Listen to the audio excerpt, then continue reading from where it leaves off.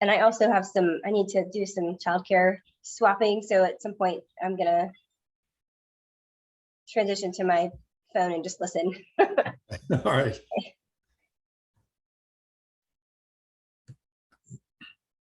Hi, Coral. Hi, Walt. How are you? I'm doing great today. Thanks. Good, good.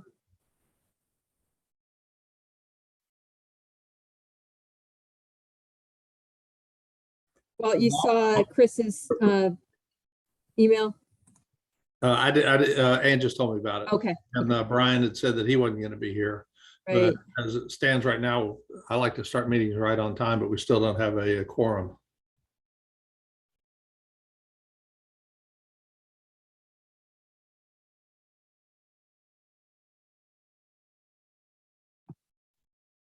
Well, I'll tell you what, let's go ahead and get started with some of the boilerplate stuff. And then hopefully, others will join in. So conflict of interest statement in accordance with GS 18B201 is the duty of every committee member to avoid both conflict of interest and appearance of conflicts. Does any member have any known conflict of interest or appearance of conflict with respect to any matters coming before the committee today? If so, please identify the conflict or appearance of conflict and refrain from any undue participation in the particular matter involved. And so with that, I'll call the meeting to order. I'd like to ask for an approval of the agenda. I motion to approve the agenda. Thank you. And approval of the minutes of the July meeting. Yeah, I motion for the minutes. It was June, actually, because July we had a pickleball work session. Oh, well, it was actually called a meeting. Okay. Special meeting. So I put some minutes in there that Gotcha. said we got together and pinned the lines. Okay. So for subcommittee reports, other than Brian saying that he hasn't wouldn't be here, and we don't have anybody else from the project management. Lucy's here. Yeah, Lucy. Yeah. Okay. Lucy didn't see that you'd come in. Thanks for joining us. Can you fill us in on the project management? Did you all meet? There was no minutes. We did not meet this month. Okay. So then let's go on to communication and marketing. Yeah, sure.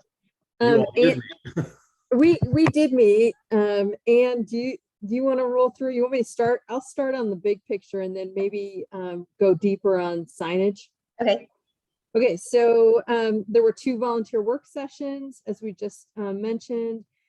July, the comms team, excluding me, and then also some members of project management met and worked on mapping out pickleball courts. And then we met again to finish up those courts. I was in attendance on that one, as was Chris and Ann. So we had a quasi comms meeting courtside, which was great, and talked about what we needed to do to get the word out. So just big picture stuff too, for those that are not aware. 2 courts are taped at Geneva Manny Park and ready for play. We also mapped out 5 parking spots, and we do need to talk about today next steps on how we get people to provide us feedback. But before we do that, I just want to let everyone know that there was a press release around the pilot program. I think I shared with some of you. Weaverville Tribune did pick up the announcement, or Clint stopped by and actually did some interviews and did a nice little piece on the pilot program. And then Ann was really instrumental in getting us organized on next steps as far as what we need to do to really engage the community now, so that we can collect information. So I'm going to hand that over to her, and she can talk about what she drafted for signage. And also, Ann, if you want to talk about like next steps on what we want to do as far as making the courts really presentable and not intimidating. I just submitted some draft signage, I believe I had 3 different categories. One was just what goes on the fences as far as directions, and then another piece about the signage, kind of what this is about, and please do the survey, and then the questions for the actual survey. So I guess I'm just curious where that is in the pipeline at the town, Brian or Shannon, and what else we can do to make it happen, because the courts are up and the tape is pulling up just a little bit, which makes me nervous that they're going to be falling apart before people have a real chance to use them. And so anybody, Brian or Shannon, able to say anything about the where the signs are in the process, or what y'all need us to do next to get them going? I think I remember that email, and I replied that I thought it looked really good, and that I think we can largely leave it up to you all to kind of come up with the final text. And then when you're ready, you know, we can get the signs fabricated. I think were we just contemplating like the typical 2x4 kind of yard sign? I think so, just because we're only collecting this kind of data for maybe another month or two, maybe till mid October, perhaps. Yeah. So if you want to mock up, if you all can do this, if you want to mock it up and then send it, we'll take it over to Fast Signs and get them to produce the sign. Okay. So Coral, we just need to do one final. Okay. Yeah, Thank you. definitely. And then Anne and anyone else who has thoughts here, we also have to have the digital, the URL built as well, right? Like we've got to have, I mean, I think that's probably the bigger part of it, is when people scan the QR code, what's the landing page? You know, can the town create that? And how quickly can you get that up and running? Because we won't want to put any signs up until the back end is managed. And the text for the survey is ready. It's just building the survey. So Ryan, did you have anything you wanted to share about this? Have you had an opportunity to look at it? I did. I talked to Luke, and he was going to take the lead on the signs on that, but I guess I can jump back in that. That's fine. And where are the questions for the survey? I can create a survey in Microsoft Forms and I'll get all the responses. That's not a problem. I can just dig it up in the email and make sure you had it. It was in the minutes, wasn't it? In your all's minutes? Should have been, yeah. And so that's on the Teams page. The one question that I've got is, Ryan, is for the forms, does the forms generate the QR code? No. See, I think that's the missing link in terms of how I understand this is supposed to happen. And I had a little bit of time to look into that in doing it both, you know, through Excel. Word has a similar function, but if we're talking about, you know, maybe 2 or 3 months or something like that, there's all sorts of sites that will generate the code and tabulate it for, I think one of them that I saw was $25 a month. That, you know, you can generate a survey. Yeah, we can create the code that'll link back to Microsoft Forms. Yeah, we can do that. Oh, okay. Yeah, that's not a problem. It's just I think we hadn't looked into that as much as I think we anticipated yet. So yeah, I can take a look at that. That's not a problem. Okay, well, my understanding is that the courts are being used to some extent. At least Chris has alluded to playing there a couple of times. And I've seen somebody on them one time. And people are parking in parking spots. Yay! Well, I think that that this is something that we want up, you know, as soon as possible. Has anybody been by lately? Are the cans or the fencing and the barrels still out there? Do I need to get somebody to go pick it up? The barrels are there and I left them in a long line. I left them along the edge of the courts because I felt like they kind of block people from parking on the courts. But I rolled up the fencing and put it in my car just so it wouldn't be lying on the ground because it was, Okay, yeah. So I have, it looks neat there now, but the barrels are serving a purpose, but you know, they do look construction-y. Yeah. got it. I mentioned to Anne that depending on the approach that the town wants to take, there is a quick and dirty way, not so dirty, of getting a fence up between the two that would cost almost nothing. Anything else that I can imagine is a bit more permanent in nature. So I have still been working under what I understood was the mandate of spend no money, or essentially no money.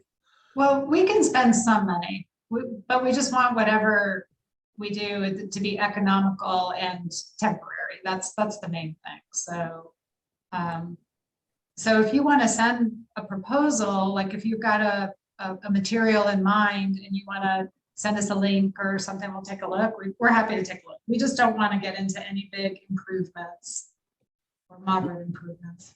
Well, what I said, one of the suggestions that I floated, or at least I mentioned it to Anne, is that all it would take would be 2 10-foot pieces of 5/8" rebar cut in half, and they could be driven right through the asphalt into the ground.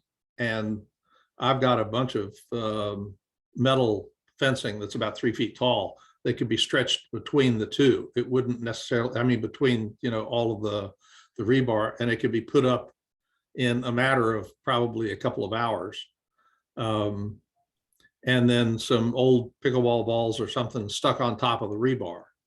But it's going to take something that is both, you know, permanently fastened to the ground somehow, I think, and not subject to being blown over by the wind. Is your metal fencing solid, or is it like, will wind blow through it? Okay. Oh, no, yeah, wind would blow through it. What it is it's a green coated, like a garden fence. Okay. And it was up around my house here someplace, and I took it and rolled it up years ago and have not used it.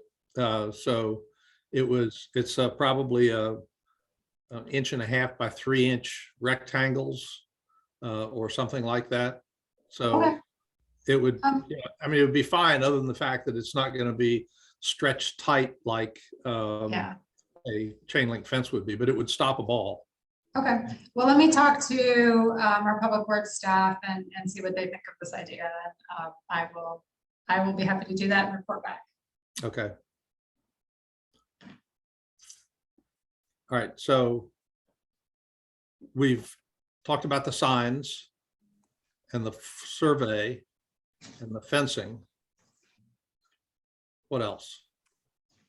I just wanted to call out a couple of suggestions on ways we can easily get the word out, and we could potentially wait until signs are up and the landing page is ready to go, but all obvious things. And I know everyone is busy, but you know, Ryan, I can help you with sharing the announcement to some Facebook pickleball groups. Was wondering about like the digital sign in front of the town hall. We might want to put something up there. Certainly the Woodfin Facebook page. When we're ready, we can ask Brian if he can connect us with the individual that does newsletter of the Woodfin Y, help spread the word that way. Okay. So those were just a couple of suggestions. And I'm also curious, and this might be more a Luke question, but if the Citizen Times reached out. They did an article the other day, I think. Oh, they did. Okay, I haven't seen it yet, so I'll go look. So maybe we could share that via Facebook. Yeah, so that's great. And I know AVL today was curious if they could link to the press release. And so I don't know if you have any interest in putting it, you know, building like a back page for it. It's okay if you don't want to, but I'll check and see if they've done anything. And the ACT article was really nice. Oh, good. Yeah, it was like front page. Wow, I missed it. Okay, I'll go when after this call, I'll go pull it up. And has everyone seen it, or would you like for me to send the link? I just found it. I can post the link in the chat. Okay, thank you. And then I had one other just question thought, and maybe it's too early in the pilot program, but do you think at some point we need to consider a porta potty at that park? I think for this pilot program, maybe not, but you know, certainly if we look to making something more permanent, then yeah, we would. I mean, like, I think like we've said, it's probably just another couple months worth of play. Shannon, how long do you anticipate this running in this mode? We're further into the year than I expected to be, you know, at this stage. And so probably by what, sometime in November, the weather's not going to be suitable for very much play. And then Yeah. probably hardly any in the spring. So, you know, how much information do we need to collect over how long a period of time before we have a sense of it warranting, you know, more of a capital expenditure? I mean, I think whatever we can get between now and like you said, I would agree, probably end of November is probably the right horizon. And I think we just take a look and see what the data, how many people respond and what the data tells us, and take it to the Board of Commissioners and see what they think. You know, if we only get 2 people, then I don't know that we'll take it to the Board of Commissioners, but I think we'll do better than that, so. Yeah, I also think that a short time is working against us on this, in that it just, no matter how much information is put out, well, the more information, the better, but it just takes time for people to learn about it. Yeah. I mean, if we don't get a very good response, we could just, you know, take up the courts and put them back out in the spring and continue the effort, I suppose. It's something we can talk about. But Yeah. I guess wait, let's first step, see what kind of data we can get in the next few months. Okay. Anything else from the communication and marketing? Because that also seems to address the old business as far as pickleball is concerned. Any more thoughts or comments? Not around pickleball. I did hear from the fundraising group that the TDA meeting regarding some additional funding for the Greenway Blueway was postponed until September. And I would imagine that, and I don't know how much everyone knows, I bumped into Mark a couple weeks ago at the Y, and he shared that the TDA is really considering meeting the needs of the project. And so if that does happen next month, I would imagine that would be a big press release opportunity. Certainly would. So stay tuned on that. I'm sure we will hear once they have that meeting. And do you have anything else that you would like to add? That's it for us. Thanks. So, thanks. Okay, well, moving on then, I'd like to, I was absent the month before last, and I watched the video of the meeting, and that was when the Greenway naming discussion was held. And initially, when that came up, I personally didn't have much of an opinion. As time has gone on and I've had a chance to think about it more, my sense is that that the committee is not going to be able to reach a consensus. But more importantly, the committee doesn't really have a role in it. I mean, it's the board's going to decide whatever they're going to decide. However, one piece of input that the committee could provide is to suggest to the board that that naming process be considered and acted on as soon as possible, so that well in advance of more construction or anything else, we can start branding the Greenway with whatever name that they choose. That was one of the issues that came up about how the name was chosen by City of Asheville, sort of at the last minute, and in part because there was the Greenway on the other side of the river. So I'd like to open that up for discussion. Walt, I have a quick update on that. When I listened to that conversation, one of the thoughts that went through my mind was whether or not it was really in the town's purview to name it. And so because the town is not constructing or funding the Greenway. It's part of our WGB project and it's all coordinated, but Buncombe County is the lead on the Greenway. So I checked in with Buncombe County staff about that and just wondering, like, what is their process? And they're certainly open to feedback from the town, but I think they felt like, or not that I think, they felt like that it was really going to be the responsibility of Buncombe County as part of their regional system. So, so anyway, that was the last conversation I had about that, and just wanted to let you all know that. So they said they didn't think it was necessary for us at this time to come up with any kind of recommendations. Okay, well, for my part, this was an agenda item that I was trying to move off of our agenda, so that does it very effectively as well. And probably eliminates any need for any conversation on our part also. Yeah, and Buncombe County has a naming policy, so they would want to use that naming policy to ultimately settle on a name. Okay. The next. Oh, I think Lucy had her hand up. That's a complete turnaround from what Peyton O'Connor had said when I had asked him a long time ago, just FYI. So of course, So- he's not in that role anymore. So I spoke with Allison Danes and Tim Love about it. So that's who I was checking in with.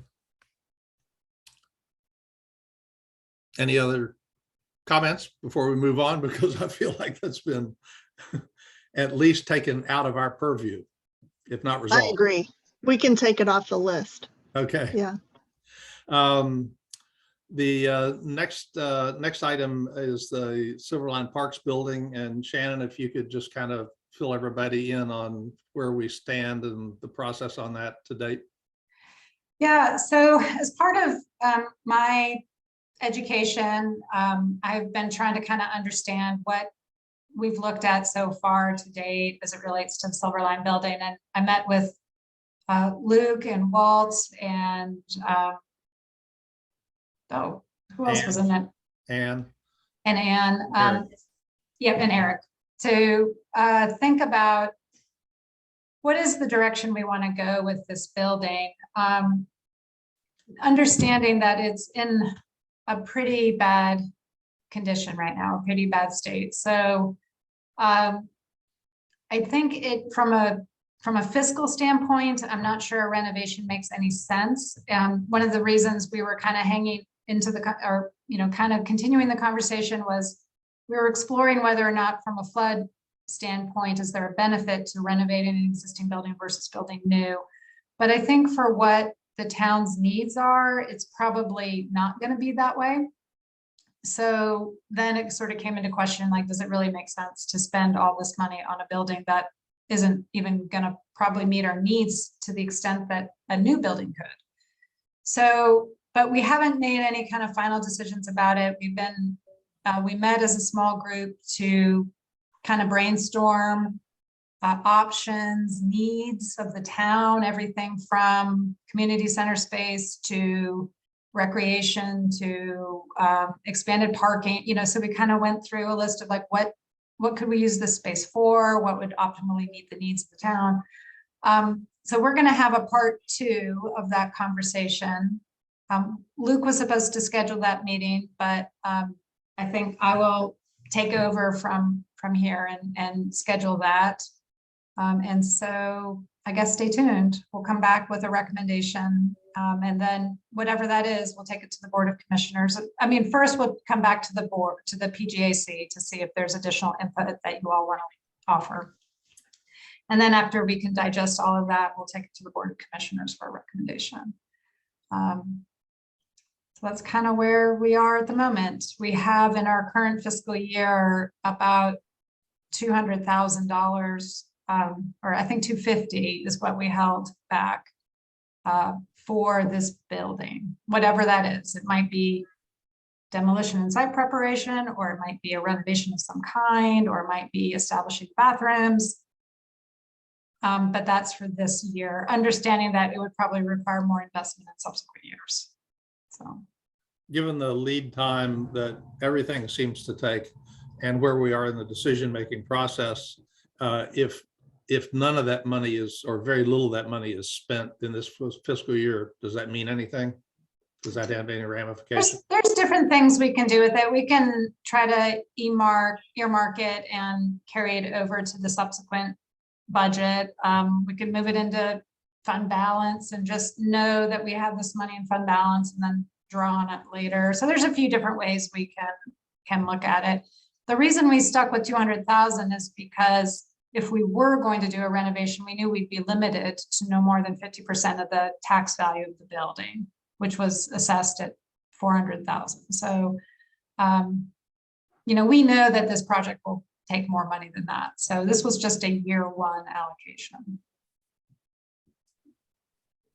Any other? And I was going to save this to the end, but if it's okay, I'm going to kind of switch gears just for a second and let everybody know that Luke Williams has resigned as our project manager at the town. So that's why he's not in the meeting today. And we're currently strategizing on how best to fill that void. So if anybody has any suggestions about what we hope a project manager will do as it relates to our park facilities, then I'd like to have that conversation. So we can maybe take that up at the end of this meeting. Okay. So moving on to new business. About a year ago, we did a state of the parks review of the condition that the parks were in.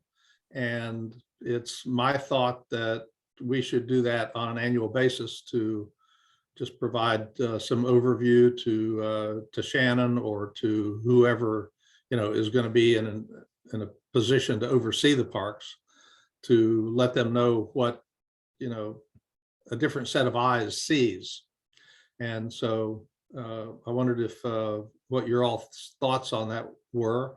In the agenda, I put out a couple of things that I had seen. The suggestion had been made for doggy bag stations. To my knowledge, that's not been acted on. I know that in different conversations, trying to reach out to a wider community, one of the things that could be done would be multilingual signs. I think the drainage at Maney Park is an issue with the park that is completely separate from the pickleballs. But in general, last year, there were just a whole bunch of little odds and ends, some of them not so little, that were brought up and as a result, were corrected. So I'd like to get your all's thoughts on doing that again. I think it would be a good idea, and hopefully it would help Shannon and the rest of the town staff and deciding what to do with parks. Do you think we should try to prioritize the items once we get a list, or leave that to Shannon and the town? Last year, I think that we just submitted a list based on the parks, and And then, let them decide which was the low hanging fruit, which might be, postponed for a larger commitment of time or money. I love this idea. If you guys are up for doing that, I think it could be really helpful.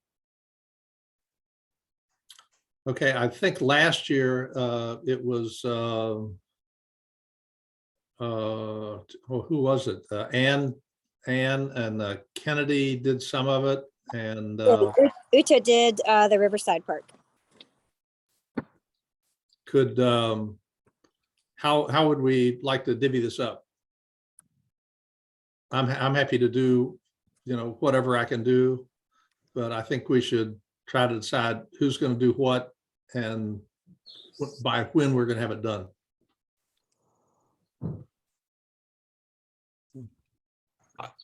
I have no problem trying to tackle the Riverside Park and like assess kind of needs.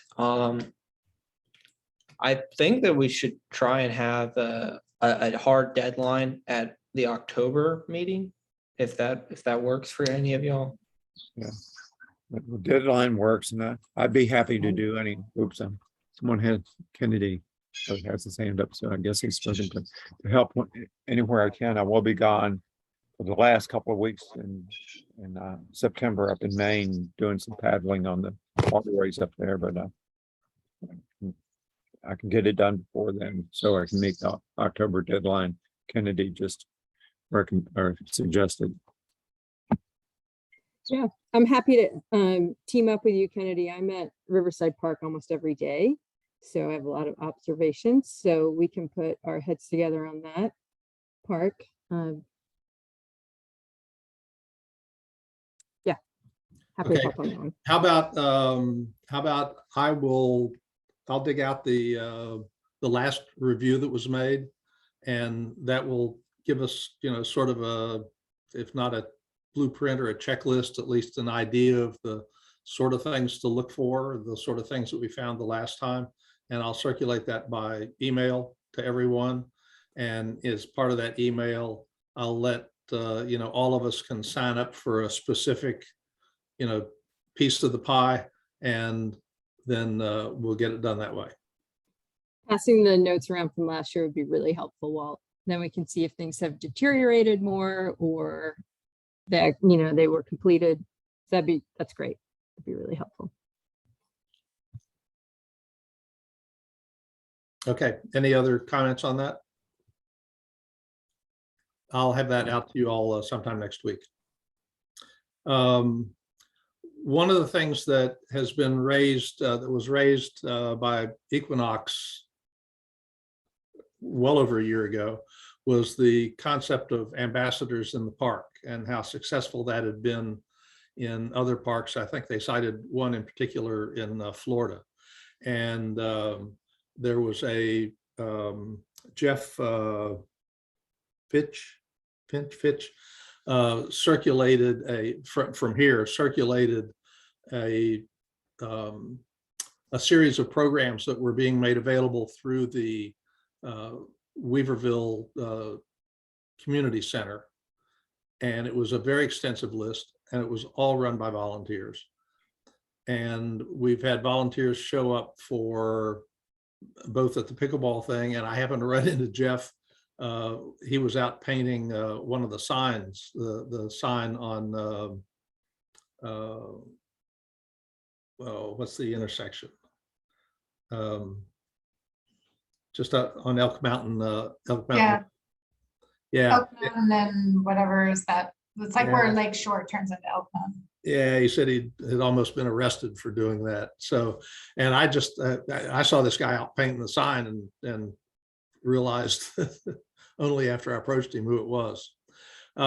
So having, I think that there can be some benefit from working with volunteers. Having worked with volunteers a lot in the past, I think that there's a lot of problems as well as a lot of benefits from doing it. But Shannon, if you could, give us some overview, because it's come up in several different instances how the parks in particular would benefit by Yeah. by volunteers. I'm happy to. So, and this is something that it's Jeff Feist. He's one of our Woodfin residents and enthusiastic volunteer. He and I have been talking about this for a while now, and it's a wonderful opportunity to engage citizens and help people feel like they're giving back to their community. So there's really nothing.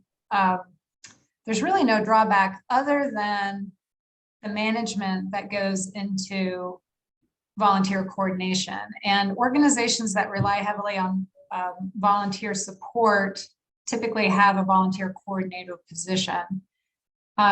Jeff and I actually have a meeting set up with, I forget her name, but it's their volunteer coordinator at NANA.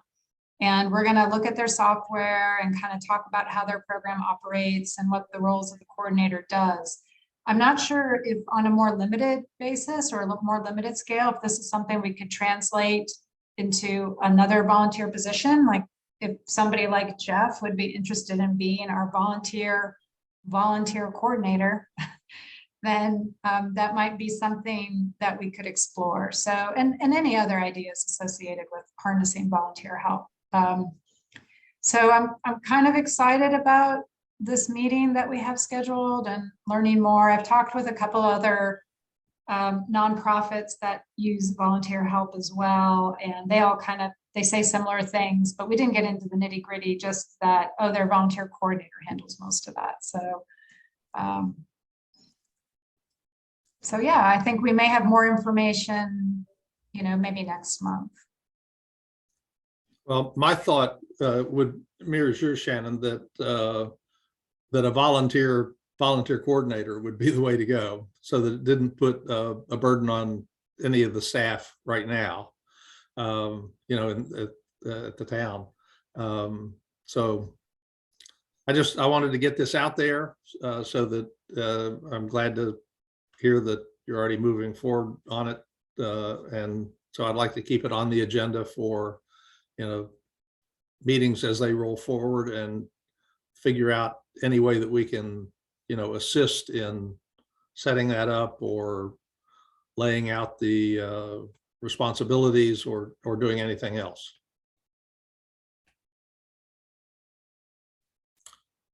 Any other thoughts on volunteers?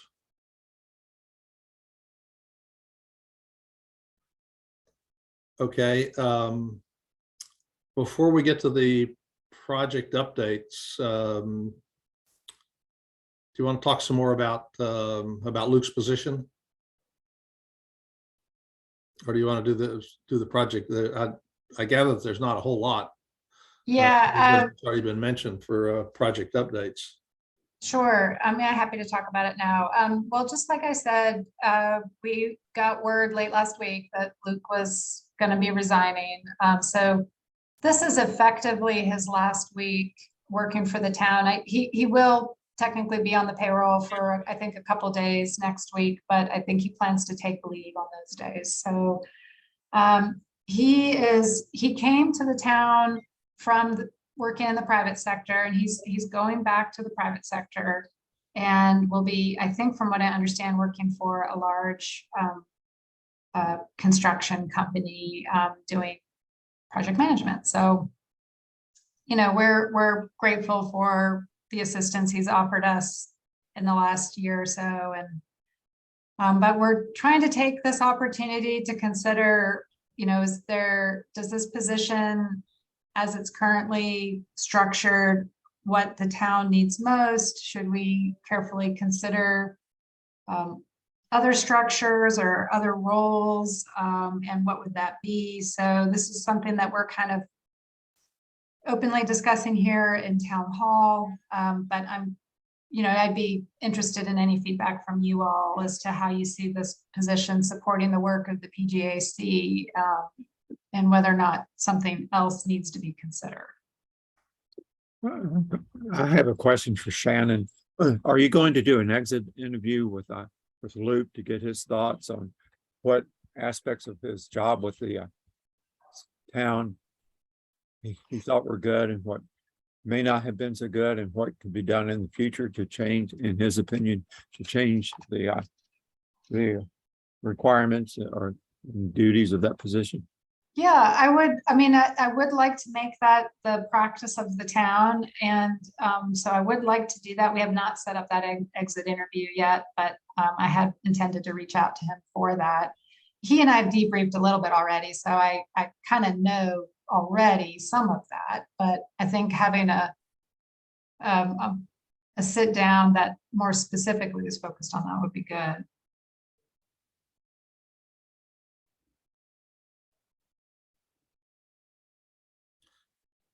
I do have some thoughts about Luke's position. And I'd like to preface it by saying that from the time that the bond was voted in, I talked to Jason and others about the need for a project management position because I thought that a project of the scale that we're anticipating taking on, fully warranted it. So I've been a very early vocal advocate of project management. And when Eric set up one of the committees as a project management committee and to have Brian as a professional project manager, I was happy to see all that happen and in favor of all of it. However, a concern that I had then, and one that I have even more so now, is that with one park effectively under our belt, still yet a very large park project and Greenway, and the ongoing paving contract and whatever is going to have to happen about stormwater, which I really don't know very much about. It still seemed to me that those were projects that had a finite timeline, and that the person that we would be hiring in a project management position might in fact run out of projects in, pick a number, 2 or 3 or 4 years, where I would assume that what we would be trying to hire would be an employee that was going to be a long-term employee with us. So now, stepping over to PGAC, we've talked a number of times about the need for a parks person.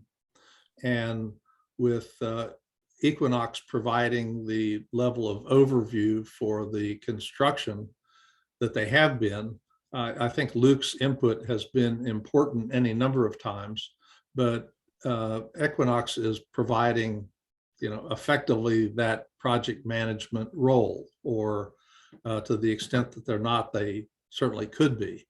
Whereas as the parks get built out, then we're going to have a need, I believe we're going to have a need for a, Parks and Rec person, somebody who's, and I would be surprised if one person alone could do all of it.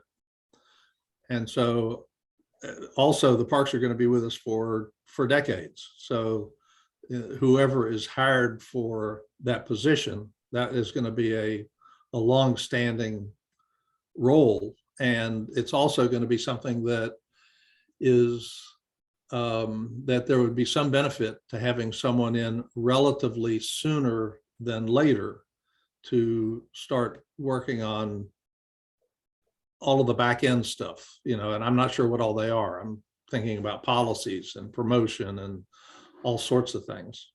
And I know that that there was money, or my understanding is that there was money provisionally put in the budget for sometime later on.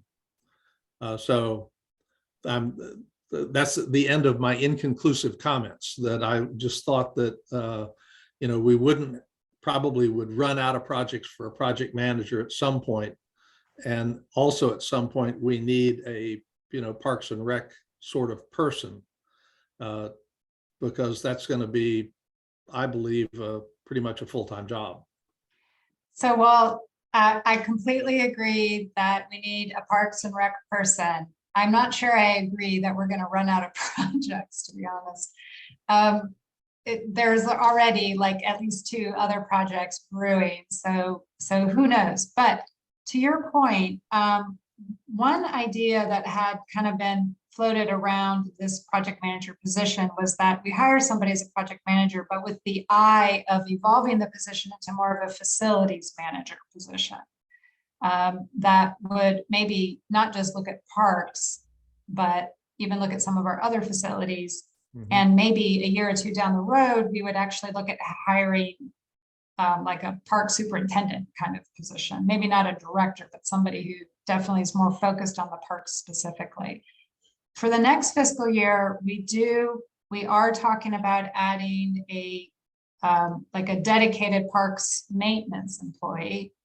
So that is, you know, kind of in the calculus right now. We think that's really important. And I think we learned it was also very important to the TDA as part of their funding consideration. So we want to make sure that if we build these parks, you know, they're going to be adequately maintained. So between having dedicated maintenance staff and investing in like a parks management plan and kind of coming up with a plan to grow a small parks department is definitely in the consideration right now. So, but that's kind of like, that's sort of a good example of what we're trying to open our minds up a little bit to consider. Like, do we go ahead and now hire a facilities manager person that does project management? Do we stay focused on project management with the idea that this would evolve? You know, is the parks, are we at a point yet with parks that, I don't think so, but are we, at some point, we're going to be at a point with parks where we're really going to need more park oversight. So I think we're thinking along similar lines. I really like the idea of a facilities manager. Yeah. You know, given the conversation that's been going on around, you know, what to do about town center and or town administrative offices and all of that. So, you know, a larger role than just parks. Okay, those are my thoughts. Those were my thoughts. So Appreciate it. Anybody else have comments? Is there much in the way of project updates? This would be for Shannon. Oh, I'm sorry. You mean like park project updates? Well, no, the Riverside, you know, the Greenway funding, it's sort of Yeah. a standing part of the agenda. Yep, I think Coral mentioned that right now we're sort of all anxiously on the edge of our seat waiting for the TDA to meet. We had hoped that we would have had that decision. I think it was earlier this month, but as Coral explained, that got delayed. They didn't have a quorum, so they couldn't do any formal votes. So we're expecting this to occur at the next meeting. So we're still feeling optimistic, and we have, I think you all probably are aware, in addition to the TDA ask, we have 2 other grant applications out that I think we're supposed to hear back from the end of this month, some next month maybe, so relatively soon. So it is conceivable we could end up with more money than we had originally, or what our current budget is asking for, in which case we'll have some exciting conversations to have. We can afford those doggy bag stations. Yeah, exactly. Or a park staff person, you know, so there's some nice things to think about. There was another park related thing I wanted to mention, and now I'm blanking on that.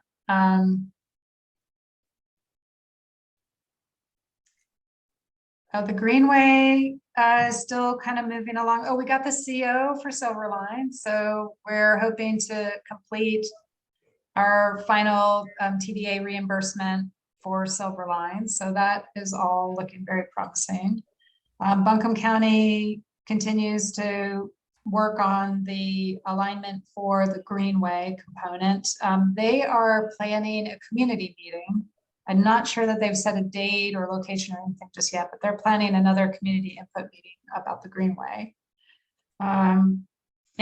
Of course, our the S2O and some of our other team members are I think they're literally on their way to Prague right now to do the modeling for the Whitewater wave. So we've already gotten a little preview of what the model looks like, and it's pretty neat. So now I'm jealous that I'm not going to Prague. But we're excited to hear back from them. And when we get some good video and stuff, we'll be sure to share it with you all. And I think that's all I have.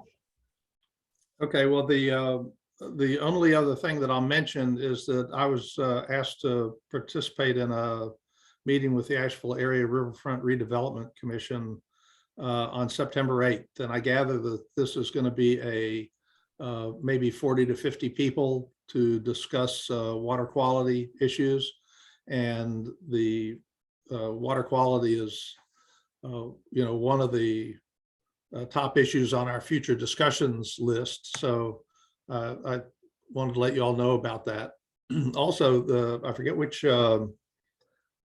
radio station I was listening to the other day. It was one of the local rock stations, and they were giving water quality updates all along the river for fecal coli, and there were more places that failed than